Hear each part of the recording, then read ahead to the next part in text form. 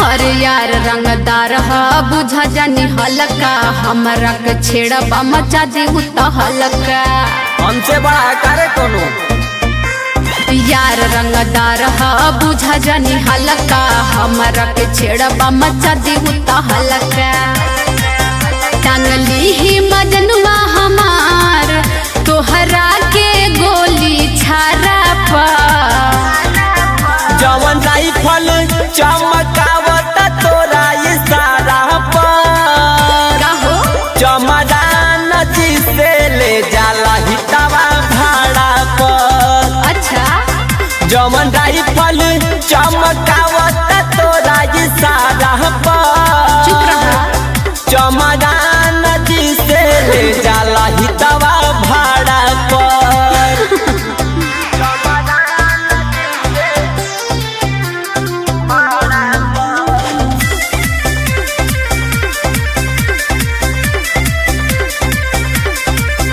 झूठे बनेला तू माफिया सरदार जब आई सोझा निकली ना बेकार बुझला बाबू अभी जाने लू नाही बारे में चमदान के था लाग जाई सुना वो कर खानदान के सोझा नौकरा टिकवाया के फरियाला या खड़ा पा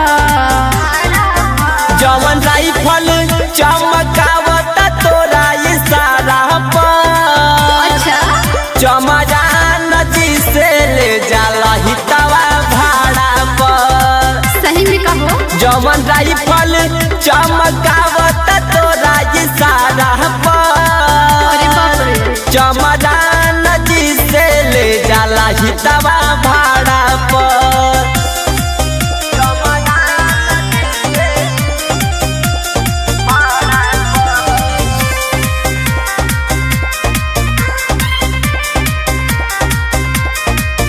काहे मौत के गले लगावतरा अभी ओकरा बारे में न जाना तारा जान जाइबा तो पहचान जाइबा गौतम राज से बड़का दिले रहवे हो उहू से रहवे इहो सावत से रहवे हो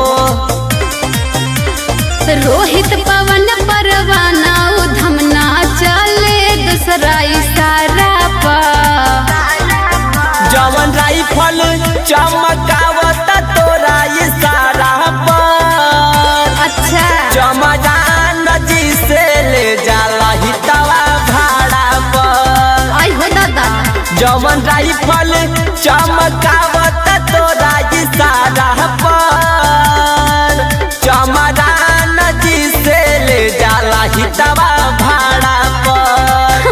कही दे सार सुधर जा।